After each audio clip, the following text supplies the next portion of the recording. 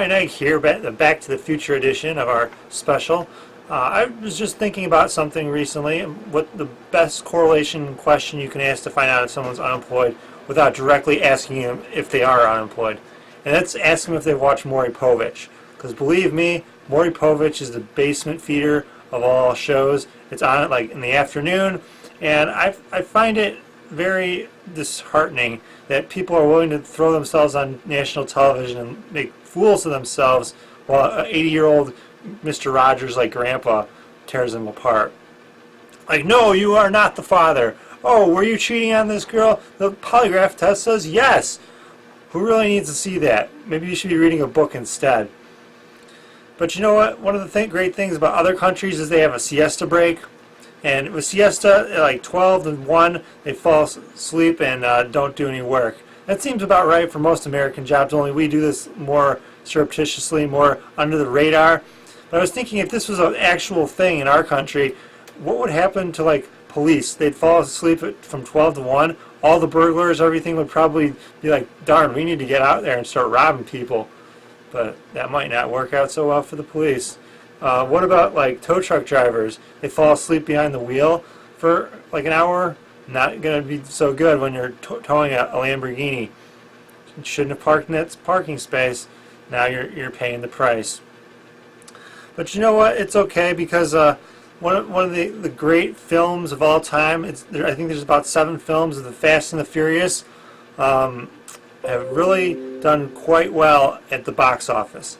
And I've got a brilliant idea for an anti-Fast and the Furious called Slow and the Calm. In this movie, Slow and the Calm, a person based off of me will drive 45 miles in a 65-mile-an-hour zone and get passed up religiously.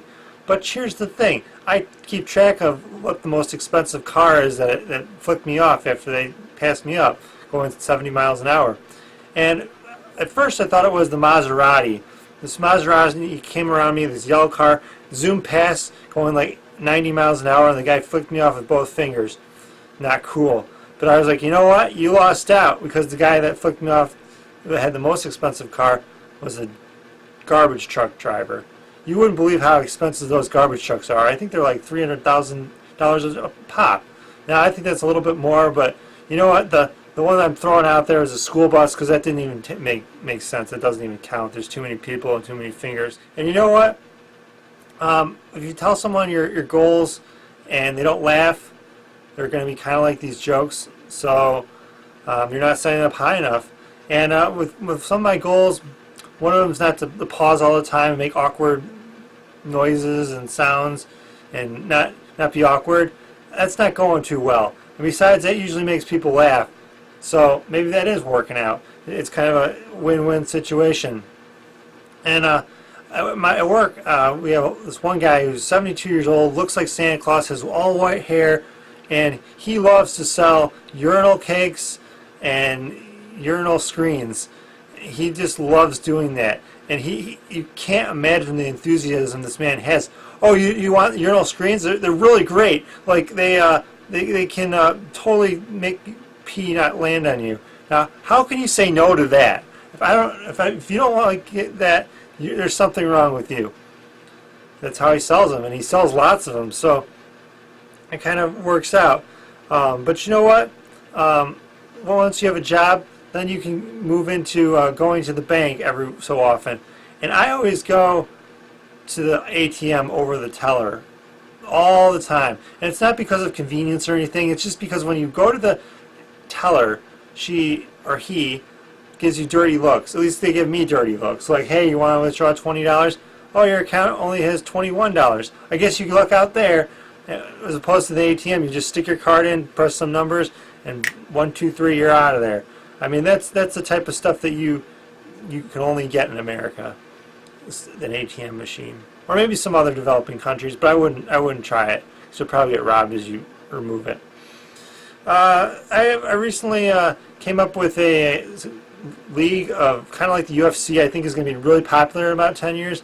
It dawned on me when they morphed a boxer, Floyd Mayweather, versus McGregor, an MMA fighter, and they're going to be pitting each other against each other very, very soon. Very, very soon. So by the time you see this event will already have occurred probably. But what the next step is, they're going to be like, let's pit both of those people up against a wild animal and see what happens. Kangaroos, wild tigers, bears, monkey packs. I think it would totally destroy both of them. And I think the best channel to host these things would probably be Comedy Central. And I mean, Comedy Central might go on for a while, goes bankrupt, all of its employees are homeless, they can't find jobs. But you know who really wins out in the end? The animals. Because with the animals, they never are homeless. Think about this. Have you ever seen a homeless animal? Ever. Ever. In the history of the world, there's never been a homeless problem with the animals, except for maybe Oprah's dog when she kicked it out for cheating on her. But you know what? I want to end on one last thing. 2 wars that have gone on, and they're not Afghanistan, they're not Iraq. Both of those were real wars. These 2 wars are political wars. The first one is the war on drugs. And if anyone has ever started this war on drugs, they actually tried drugs to begin with, they probably wouldn't have started this war because they would have realized it was kind of dumb and kind of pointless because it's just kind of anti-America, really. But whoever started the war on poverty, they were really probably pretty poor when they started this, because it's like, okay, let's start a war on poverty. What we can do is some basic things like feed school children lunches and breakfast. I think that's a really great idea compared to with let's build another fighter plane, which isn't going to work too well. So, in other words, socialism might be the key for America. I'm just saying it, throwing it out there. I'm not Bernie Sanders, but you know what? Bernie Sanders' son might eventually become president. Who knows? Enough of that. Brian Egg.